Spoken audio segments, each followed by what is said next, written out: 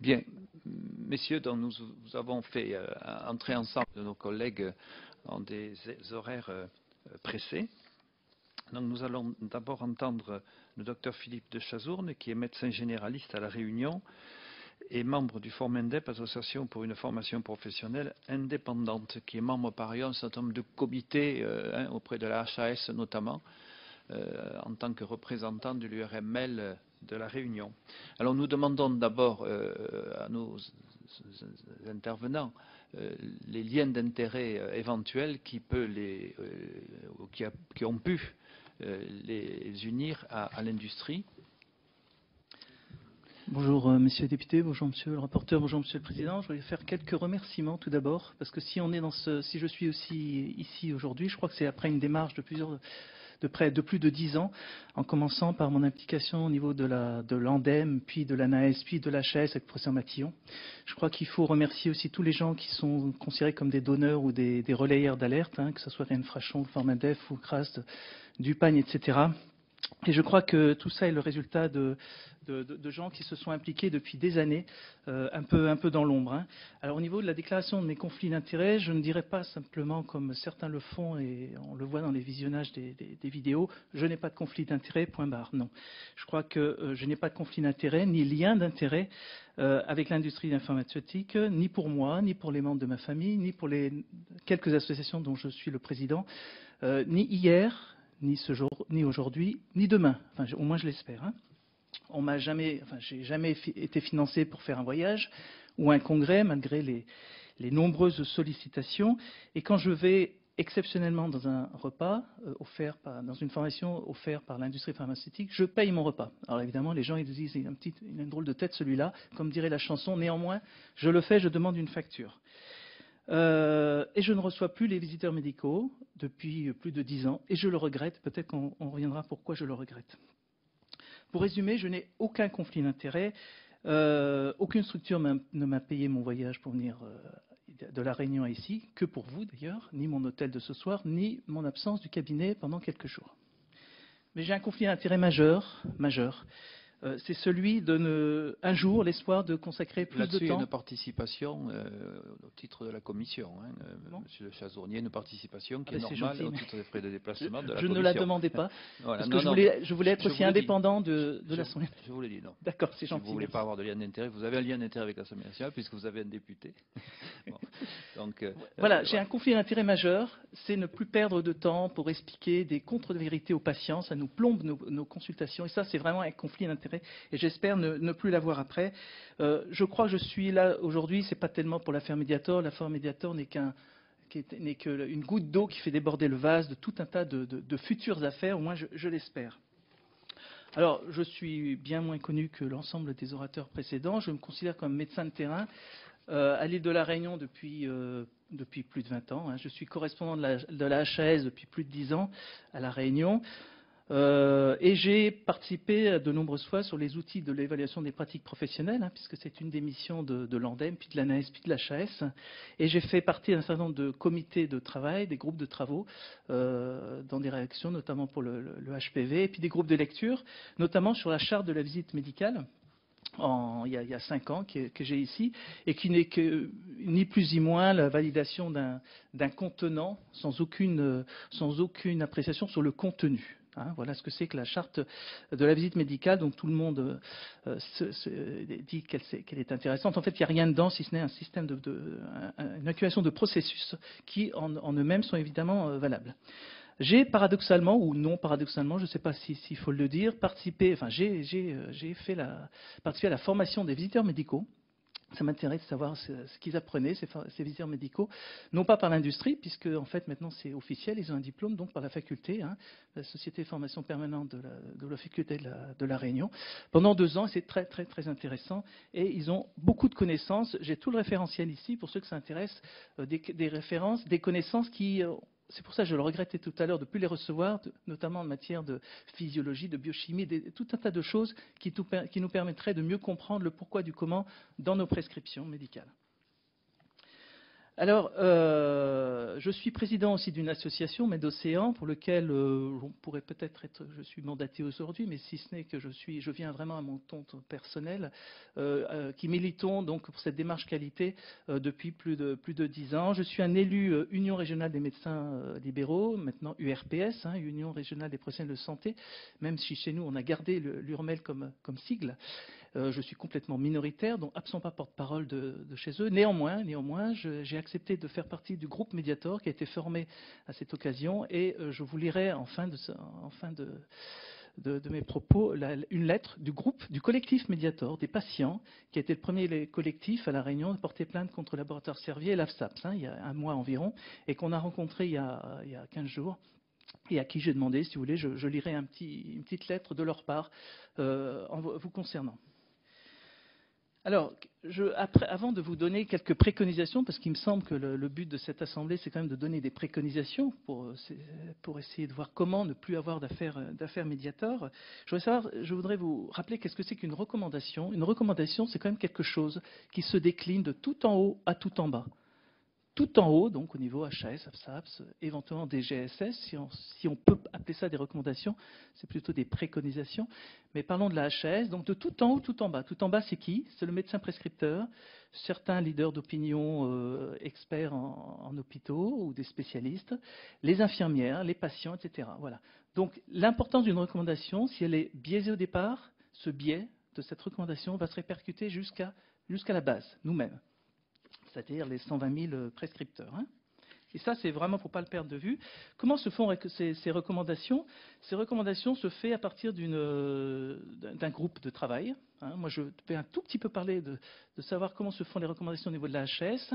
Dans ce groupe de travail, puisque j'en faisais partie pour le vaccin contre le cancer de l'utérus, il y a des leaders d'opinion, il y a une vingtaine, trentaine de personnes avec des conflits d'intérêts dits majeurs, c'est pas moi qui le dis, c'est la HAS, c'est des conflits d'intérêts dits majeurs, explicités majeurs par la HAS, mais qui n'empêchent absolument pas ces personnes d'assister aux réunions, de prendre la parole plus de 50% du temps, c'est-à-dire en fait en monopolisant tout le temps, et ce qui fait que les autres ne parlent pas. C'est ça une recommandation au niveau de la HAS. À la différence de l'AFSAPS, où normalement les personnes avec des conflits d'intérêts majeurs sont exclus, au moins de la salle, au moins en tous les cas des décisions. À la HAS, ce n'est pas du tout ça. Voilà ce que c'est qu'une recommandation. Il est évident que quand cette recommandation, vous avez un leader d'opinion qui monopolise la parole, eh bien, on va considérer que ce qu'il dit va être la recommandation. Et ensuite, vous avez un groupe de lecture. Un groupe de lecture, c'est quoi? Un groupe de lecture, il va relire les 250 pages de ce groupe de travail et puis qui va valider. Valider, ça veut dire quoi? Alors, il y en aura qui l'auront lu. Alors, ils auront leur nom dans la recommandation, ils seront très contents, ils l'auront lu. Certains diront « OK pour tout ». Voilà. Certains diront « Ah oui, mais je pense que là, il faut mettre une virgule ou un point d'accent aigu ». Voilà. Voilà ce que c'est qu'une recommandation d'un groupe de travail, un groupe de lecture. Je suis un petit peu dur, mais quand on voit comment ça se passe, c'est la réalité. Il n'y a absolument aucun échange argumentaire entre les personnes qui lisent ou qui font ces recommandations. Alors, je voudrais vous parler de deux anecdotes. S'il vous plaît. Bon, vous portez un jugement extrêmement sévère sur la HAS, sur la Haute Autorité de Santé, c'est votre droit. Moi, j'aimerais que vous nous donniez un ou deux exemples quand même. Parce que la HAS, c'est quelque chose qui a été construit par la voie législative en 2005. Donc, on peut la défendre, on peut l'attaquer. Moi, je suis plutôt du côté de la défense de la HAS. Vous donnez un jugement. Je voudrais que vous me donniez quand même quelques exemples bien précis. Parce que nous connaissons quand même quelques personnes qui sont au sein de la HAS. Donc, alors moi, je suis un grand défenseur de la HAS. Je voudrais justement que ce soit notre seule autorité, mais qui soit crédible, ce qui n'est plus vraiment le cas actuellement. Alors un exemple, mais sans citer de nom, parce que c'est toujours un petit peu gênant, mais vous avez un expert qui était l'expert dont je parlais, qui monopolisait donc 50% du temps de parole. Investigateur principal d'études garde d'asile, activité de conseil rémunéré Servaxi, GSK, MSD, intervention en qualité d'intervenant rémunéré, etc., considéré donc comme intérêt majeur. Le problème, c'est quand la recommandation sort, parce que normalement, la HAS doit dire qu'ils ont étudié les conflits d'intérêts. Ces conflits d'intérêts, malheureusement, tiennent en deux lignes. Les membres du groupe de travail ont communiqué leur déclaration d'intérêt à l'HAS elles ont été analysées et prises en compte en vue d'éviter d'éventuels conflits, point barre. Point barre. On ne les a pas, ces conflits d'intérêts. Enfin, le lecteur ne les a pas. Voilà comment sont résumés. Et vous l'avez trouvé où alors? Cette les... liste que vous venez de nous énumérer. Mais c'est une liste officielle de la HAS qui nous envoie en tant que groupe de travail, puisqu'on doit la remplir. Donc elle est là, je vous la laisserai si vous voulez. Elle est totalement officielle pour nous. Mais elle n'est pas diffusable. Tout est secret. Vous avez accès donc aux autres listes de conflits d'intérêts des autres membres du groupe de travail. Ouais, je les ai là, donc c'est tout officiel. Sauf que donc c'est d'accès public. Ah, ça je suis pas sûr. Non, c'est pas accès public, c'est accès pour les membres du groupe de travail. Et pire encore, quand vous avez ce qui est envoyé aux 120 000 médecins, la synthèse, on ne parle plus du tout de conflit d'intérêts là. Il n'y a même plus les deux lignes qui sont dans le. Alors ça pose un petit problème. Alors je vous donne l'exemple précis que vient de vous demander de citer M. Dor. Donc, il concerne là un groupe de travail sur un vaccin, si j'ai bien compris, Gardasil. Gardasil, dont le leader du groupe de travail, ou le rapporteur, je ne sais pas comment il faut dire, avait des conflits d'intérêts avec le fabricant de ce même vaccin. C'est ça que ça veut dire. Bon, on va citer des noms, puisqu'il s'agit du professeur Baldoff, donc, qui est un grand connaisseur de tout ce qui est frottis à CHU de Strasbourg, hein, qui ne se cache pas d'ailleurs. C'est des conflits d'intérêts majeurs, mais officiels. Hein. Ce n'est pas critiquable d'ailleurs des conflits d'intérêts. Le problème n'est pas là. Le problème, c'est la gestion d'une recommandation par des personnes qui ont des conflits d'intérêts et que les gens, les lecteurs, ignorent. C'est ça le problème. Ce n'est pas d'avoir des conflits d'intérêts, ce n'est pas interdit. Voilà, ils étaient 2 ou 3, il y en avait d'autres. Sur une quarantaine de personnes. Et ça ne transparaît très peu dans les 250 pages et absolument pas dans ce qui est diffusé aux lecteurs. Voilà. Alors, pour continuer mes petits exemples, vécu, hein, parce que tout ce que je vous raconte là, c'est du vécu, du réel, à La Réunion, et probablement partout en France. Assemblée générale du 4 février à l'Union régionale des médecins libéraux de La Réunion, qui représente 1200 médecins. Alors, j'avais demandé, mais ce serait bien quand même surtout avec l'affaire du Mediator, qu'on essaie de prendre parti pour ou contre l'intrusion de l'industrie pharmaceutique dans nos financements. Certains membres souhaitent voir figurer dans le règlement intérieur la phrase suivante: l'Union régionale des médecins libéraux et soins indiens n'acceptera aucune aide financière de l'industrie pharmaceutique et des assurances privées. On passe au vote. Pour 9, abstention 0, contre 14. La motion est donc rejetée. Ça, c'est dramatique. C'est dramatique que les représentants nationaux, puisque qu'est-ce que c'est que les URMEL? C'est quand même le pendant des ARS maintenant. Hein. Les URMEL, c'est des représentants des syndicats. Donc quand on voit le rapport très étroit entre ces représentants et l'industrie pharmaceutique, qui ne veut même pas que les unions, alors qu'elles sont financées par l'ensemble des médecins de façon obligatoire, les unions régionales, hein, on n'est pas à la recherche d'argent, on est plein d'argent. Eh bien non, on n'arrive pas à franchir le pas, on laisse de côté l'industrie pharmaceutique. C'est terrible parce que c'est révélateur de tout un tas de processus après. Alors, je donnais des cours, parce que j'en donne plus au 3e cycle de médecine générale. Pourquoi j'en donne plus? Parce que un jour, lors d'un cours sur la lecture critique, c'est intéressant la lecture critique, hein, sur la lecture critique, qu'est-ce qu'on voit à la pause? Eh bien, un laboratoire en plein après-midi qui proposait ses services gustatifs aux étudiants. Et on s'est dit, mais on va quand même demander l'avis du responsable national des enseignements du 3e cycle, hein, de Bordeaux, national. Hein, et on lui dit, mais ça ne pose pas un problème? Voilà sa réponse. C'était en 2008. Hein. Le but est de rester au plus près des besoins des apprenants et non de ceux des enseignants. De plus, je ne suis pas sûr que le thème des conflits d'intérêts puisse se traiter de façon didactique. Je suis donc très réservé sur ce thème qui me semble relever plus d'une démarche idéologique que pédagogique. Il n'y a aucune atteinte personnelle envers cet enseignant que je respecte, mais simplement, on voit qu'on est à 1000 lieues encore. Si la commission Mediator ne propose pas des préconisations pragmatiques, on est à 1000 lieues d'évoluer. On va discuter sur certains sujets, mais on n'évoluera pas. Ça, c'est par rapport aux futurs comme médecins. Hein. C'est eux qui vont être les prescripteurs de demain. Hein. Voilà, alors juste pour mémoire, vous allez vous tapez sur Google remplaçant Réunion, vous tombez sur le site Ipsen. Voilà. Si vous voulez avoir un remplaçant, alors pareil dans toutes les régions de France probablement, c'est toujours l'industrie pharmaceutique qui va vous dire tiens, il y a un médecin qui cherche un remplacement ou un remplaçant, ou voilà, tu peux remplacer quelque part, tu vas sur le site Ipsen, tout est là. Il n'y a pas d'autre site, hein, c'est le site. Alors évidemment, l'ordre s'en occupe un petit peu, mais Google, vous le ferez, parce que je l'ai fait moi-même. Comment voulez-vous que des syndicats nationaux pratiquement tous, sauf celui qu'on a créé à La Réunion, puisqu'on a mis dans nos statuts Union Généraliste Réunion, indépendance financière totale. On est peut-être le seul syndicat en France à l'avoir fait. Comment voulez-vous que les syndicats, qui sont quand même au premier rang lors des conventions, enfin des dialogues avec le ministère, etc., les discussions, financent leurs journaux avec des publicités comme ça. Alors, en plus, comme par hasard, c'est Servier. Comment voulez-vous que ces gens-là puissent avoir un avis crédible sur le H1N1, sur le Tamiflu, etc., etc. Si d'un côté ils disent oui, je veux bien accepter tes sous parce que tu finances mon journal, mais d'un autre côté, tu sais, Tamiflu, moi je suis pas d'accord. Voilà. Comment voulez-vous que les représentants nationaux des médecins de terrain puissent avoir un avis objectif là-dessus? Alors, très étonnant, il y a quelques semaines, on reçoit un gros paquet à La Réunion, probablement dans toutes les régions de France, l'annuaire de la santé. C'est intéressant, l'annuaire de la santé. Vous avez tous les correspondants médicaux et paramédicaux, hospitaliers, libéraux, etc. Eh bien, qui c'est qui envoie ça? L'équipe Sanofi Pasteur La Réunion a le plaisir de vous offrir l'annuaire de la santé 2011. C'est quand même extraordinaire. On a besoin d'un laboratoire pour nous informer quel est le numéro de téléphone de nos collègues. Voilà où on en est aujourd'hui. Alors, sans parler des éditeurs. Là, ce n'était pas Sanofi qui imprimait, il l'offrait. Donc, vous auriez pu vous le procurer par ailleurs. Ah non, c'est une enveloppe Kraft où c'est marqué Sanofi. L'ouvrage lui-même. Ah, je ne sais pas comment on peut le procurer. C'est pas l'ouvrage de Sanofi. C'est pas l'ouvrage Sanofi, c'est Sanofi qui nous l'envoie, mais je ne sais pas comment on peut le procurer. C'est Sanofi qui vous l'offre, mais il est peut-être possible de l'acheter quelque part. Comme le Vidal, mais je ne suis pas sûr qu'il y ait beaucoup de médecins qui achètent le Vidal en librairie. D'accord. C'est le même financement. Sans parler des éditeurs logiciels. Les éditeurs logiciels qui, hier, nous vantaient probablement de Mediator, encore aujourd'hui, ou plutôt avant-hier, Actos.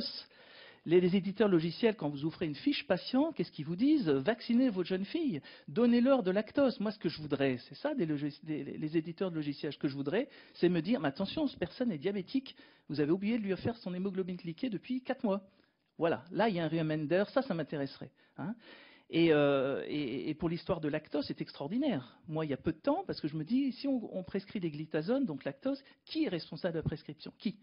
Donc, j'ai fait un courrier à propos d'un patient qui était sous Actos par son diabétologue. J'ai fait ce courrier. Moi, je ne donne plus Actos. Je vous laisse la responsabilité de prescrire. Elle m'a envoyé un courrier que j'ai ici. Elle m'a dit, lactose, rien ne prouve que c'est mauvais. C'était il y a 10 jours, ça, hein, c'est pas il y a 5 ans. Rien ne prouve que c'est mauvais. La personne semble mieux avec lactose, donc je prends la responsabilité sur moi. Et 3 jours après, je reçois une lettre de l'AFSAPS disant il faut faire attention de lactose, mais si vous avez un doute, demandez à votre médecin traitant. Donc moi, la question, elle est claire. Qui est responsable à partir d'aujourd'hui, à partir du moment où j'ai reçu cette lettre de l'AFSAPS il y a 3 jours, de la prescription de lactose en cas de cancer de vessie? Parce qu'il va falloir l'expliquer aux patients, ça. Hein. C'est un sujet que j'ai évoqué tout à l'heure. Mais d'accord. Sur les propositions que vous avez à faire, vraiment, parce qu'il y a des problèmes de tout ce que vous citez là, la formation initiale, l'information des médecins, le fonctionnement des syndicats ou des URML. Quelles propositions faites-vous? Alors, j'ai plusieurs propositions, on y arrive, c'est très bien, et je vais faire sous la forme d'un espèce d'anagramme. La première proposition, c'est oser. Oser quoi? Oser une recherche indépendante dans la recherche. C'est possible. J'ai fait un certain nombre de publications au niveau chikungunya, au niveau diabète, la visite de pair, par exemple, c'est-à-dire l'apport des préconisations aux médecins par un pair. C'était publié dans la revue du praticien il y a 5 ans.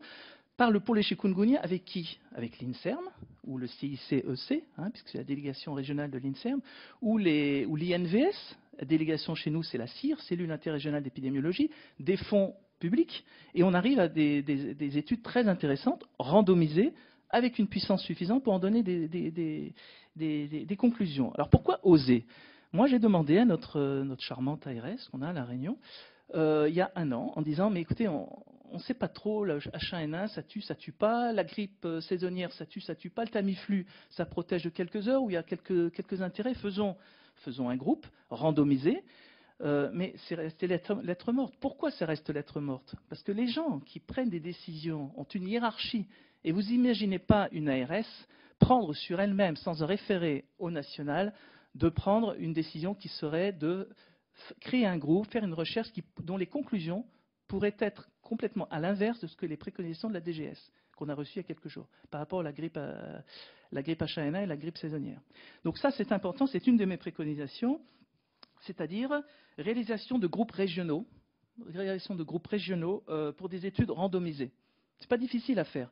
Nous, on l'a fait pour les complications du chikungunya à M+36, c'est-à-dire 36 mois après le chikungunya en 2006, sur un groupe randomisé sur les listes INSEE. Pas difficile, médecins volontaires, forte puissance, et on a le résultat. Voilà, c'est pas compliqué. Il suffit d'avoir dans chaque région de France quelque chose de très réactif. La méthodologie, elle est facile à faire. On a dans chaque région de France des méthodologistes. On peut le faire.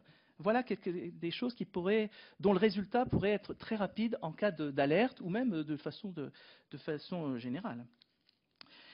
N comme notifié. Le gros problème, et vous en parliez dans les auditions précédentes, c'est la notification. Notification spontanée, je ne sais pas ce que c'est. Je ne sais pas ce que c'est, personne ne sait ce que c'est. J'ai regardé sur Internet, sur un espèce de gros dossier, évidemment irremplissable.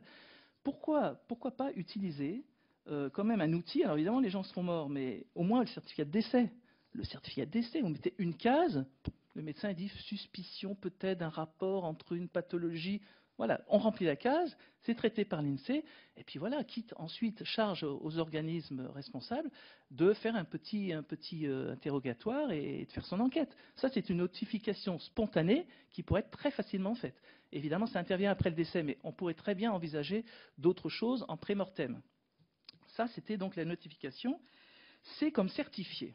Pourquoi je dis c'est comme certifié? Parce que quand j'étais à l'ANAS, alors à l'HS, ils l'ont un petit peu abandonné, il y avait ce qu'on appelait des conférences de consensus quand même. Conférences de consensus, c'est une espèce de tribunal avec les pour et les contre. On a parlé pendant des années du traitement substitutif hormonal, les pour, les contre, on ne savait pas. Un beau jour, l'ANAS propose donc en 99 conférence de consensus, dossier de presse 12 mai ANAS AFSAP sur le traitement hormono-substitutif de la ménopause. Conclusion, il ne faut pas en donner. Il ne faut pas en donner, enfin, avec quelques réserves évidemment, mais voilà ce que c'est qu'une conférence de consensus. Donc préconisation, la HAS remettre sur pied cette conférence de consensus, et non pas des préconisations que nous donne Didier Houssin via la DGS en disant il faut faire, sans aucun argumentaire. Une conférence de consensus, pas sur tout, mais sur des sujets un peu polémiques, les anticholinésterasiques dans la maladie d'Alzheimer, le dosage des PSA dans le diagnostic du cancer de la prostate. Le vaccin contre le cancer du col de l'utérus qui est particulièrement polémique, les médicaments, les statines, enfin tout un tas de choses qui mériteraient au moins des avis opposés, et au moins que les lecteurs, en l'occurrence les médecins, sachent sur quel pied danser. Parce que certains orateurs disaient oui, les médecins doivent se renseigner et puis faire du 2.0, etc. Mais moi je suis désolé, je n'ai pas fait médecine pour faire du 2.0. J'ai fait médecine pour appliquer des recommandations officielles, mais non critiquables, et opposables. Ce sont des recommandations opposables devant le tribunal. Hein. C'est-à-dire que si on ne les suit pas, on est normalement hors route. Hein. Voilà, moi j'attends ça de la HAS. C'est pour ça que je suis un fervent défenseur de la Haute Autorité de Santé. Alors, autre préconisation, c'est un conseil de surveillance. Un conseil de surveillance de ces recommandations qu'on pourrait appeler de façon humoristique médecin de base militant, un peu par analogie avec l'EBM, hein, l'Evidence-Based Medicine. Hein. Ce seraient des groupes d'experts qui pourraient tourner sur l'ensemble de la France, qui seraient indépendants, évidemment, choisis pourquoi pas par la HAS hein, ou par une autre structure, formés, rémunérés, assermentés, médicaux, mais pas que médicaux, paramédicaux, et aussi, je crois qu'on a vraiment besoin parfois de mathématiciens, parce que ce sont des gens qui utilisent l'outil informatique et statistique qui parfois nous disent « Mais attendez, vous marchez sur la tête avec vos trucs là. Il suffit de lire le tableau. » Mais nous, on ne sait pas lire le tableau. Même si vous avez fait un petit DU de statistique ou méthodologie, je ne suis pas sûr qu'on ait cette philosophie et cette réflexion qu'ont certains mathématiciens ou ingénieurs. Hein. Voilà, donc groupe de surveillance qui permet de faire pourquoi pas des études de morbi-mortalité. C'est ça l'étude qui est intéressante. Hein, alors, les études cas témoins, quand on peut le faire, mais les études morbi-mortalité fait partie des outils de référence quand on veut chercher quelque chose, une cause à un effet. Hein. Avec des bons critères de jugement. C'est bien beau de faire baisser le cholestérol. Si le médicament il fait mourir plus, c'est pas intéressant. Hein. Choisir les bons critères de jugement. Alors, et puis, autre préconisation, pourquoi pas appeler quelque chose qui pourrait s'appeler le BSP, le rapport bénéfice en santé publique sur les risques en termes de santé publique. Bien au-delà des SMR ou des SMR, le BSP, c'est-à-dire qu'en fait, quand on met le parallélisme pour le vaccin contre le col de l'utérus, on va vous dire mais c'est un SMR qui est correct par rapport à ce qu'il y a. Mais non, c'est pas ça qu'il faut voir, c'est par rapport au frottis, le coût économique qu'il y a dedans. Et quand vous posez la question à la HAS, on dit oh l'économique c'est pas notre ressort, c'est la Sécu, c'est la Sécu qui s'occupe du remboursement. Vous posez la question à la Sécurité sociale, ils vous disent non, nous on se fie à la base de la HAS. Ça c'était il y a 2 ans, j'ai tout un tas de mails avec le docteur Marimbert, Floret, etc. Mais voilà la réalité des choses, c'est que personne ne sait prendre la décision parce qu'on ne fait jamais de référence à la santé publique d'une façon générale. Et puis, Monsieur Chazot, vous avez tout ça par écrit, là, les propositions que vous faites? Oui, mais j'ai bientôt terminé. Ouais, parce qu'ensuite, c'est l'information des médecins. Elle se fait exclusivement actuellement par l'industrie pharmaceutique et les dames. Les dames, c'est les délégués de l'assurance maladie. Hein. Mais pourquoi pas utiliser le formidable réseau des experts visiteurs? Il y en a plus de 1000 quand même en France, hein, qui ont été formés par la HAS, avec cette roue de la qualité, la roue de Deming.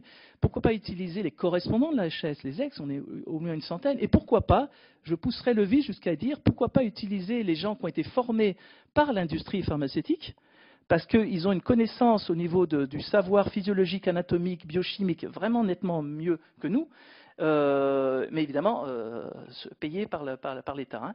Mais pourquoi pas? Vous avez tout un tas de possibilités qu'il faut mettre en route.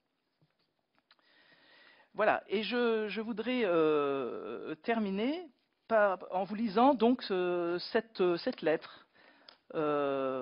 Cette lettre du groupe Mediator, du collectif Mediator, donc, qui s'est formé il y a à peu près 2 mois à La Réunion, dont je voulais absolument pas avoir contact avant de venir ici, pour rester complètement neutre. Malheureusement ou heureusement, je me suis mis dans le groupe Mediator de l'URMEL, donc à leur invitation, ils sont venus s'exprimer, et évidemment, je ne leur ai pas caché que je venais m'exprimer devant vous, et je leur ai proposé de faire une lettre. Je vais vous la lire, parce qu'elle sort du cœur, et il ne faut pas perdre de vue quand même que cette mission Mediator, au bout du processus, c'est quand même le patient. Hein. Sachant qu'à La Réunion, on a à peu près 20% de diabétiques, on est le département où il y en a le plus, et probablement le département où il y a le plus eu de valvulopathie par rapport Mediator. Alors, les chiffres exacts, personne ne les connaît. J'entendais avant de venir ici, est-ce qu'on a des chiffres sur les prescriptions hors AMM? Il est évident que tout est AMM dans nos prescriptions, à moins de marquer sur un papier hors AMM. On ne va pas marquer que ce n'est pas AMM. Donc c'est impossible. La Sécu est absolument dans l'incapacité, à mon avis, de savoir le nombre de prescriptions AMM. Il y avait avant les RMO, mais actuellement, je ne me vois pas, moi, écrire hors AMM. Enfin, je veux dire, enfin voilà. Donc cette lettre de Mediator, messieurs les députés, nous sommes les victimes du Mediator de l'île de la Réunion et remercions le docteur de Chazon de bien vouloir vous transmettre ce message de notre part. À l'annonce du scandale du Mediator dans la presse locale et nationale, nous, les victimes de ce médicament, n'avons pu réagir immédiatement tant la nouvelle a été brutale et la plupart d'entre nous a été comme sonnés par cette annonce.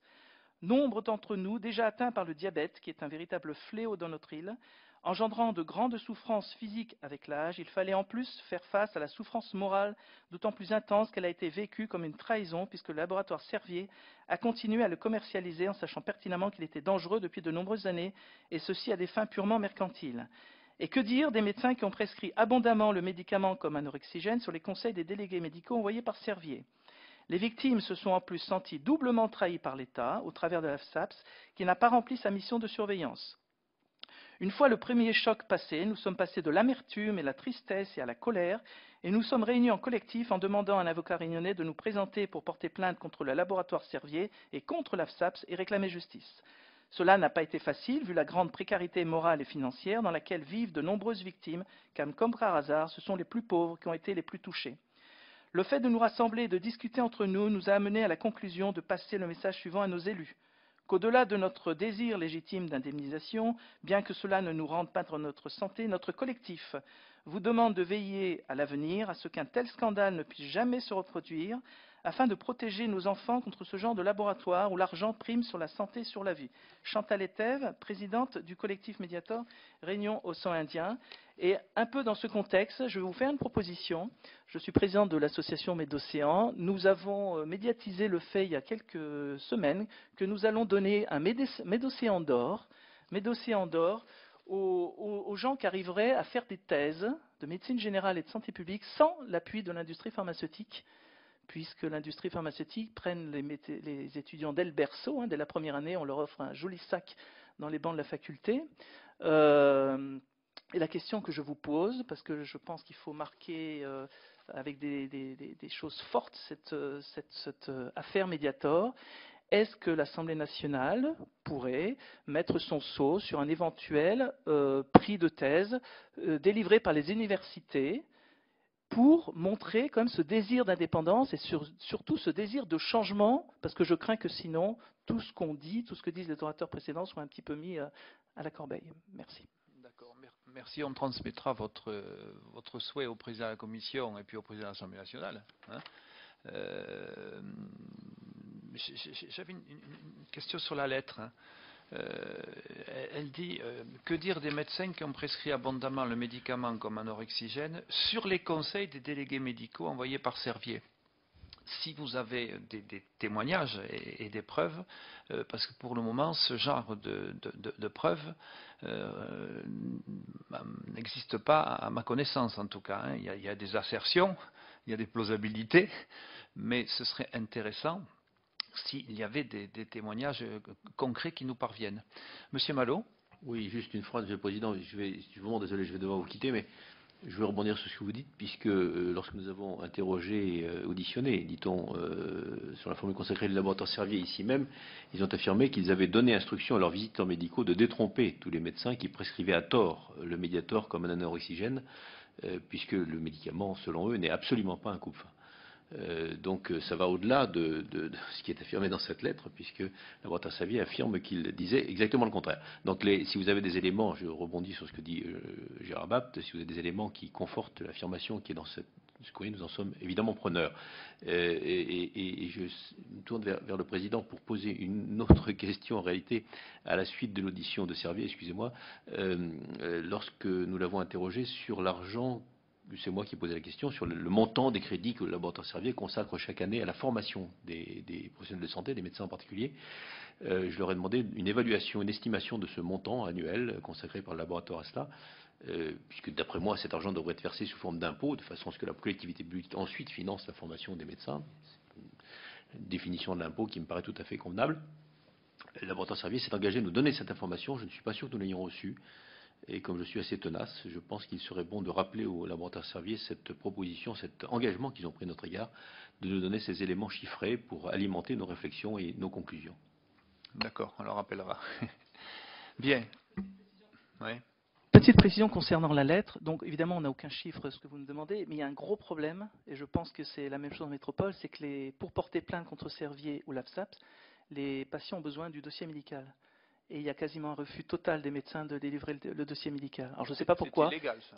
C'est illégal, mais je ne sais pas comment faire. On leur a conseillé peut-être de voir avec l'ordre des médecins. Néanmoins, il n'y a pas de plainte, il n'y a pas de dossier. Alors attendez, monsieur, l'ordre des médecins a répondu, et en disant que le dossier médical devait être donné automatiquement.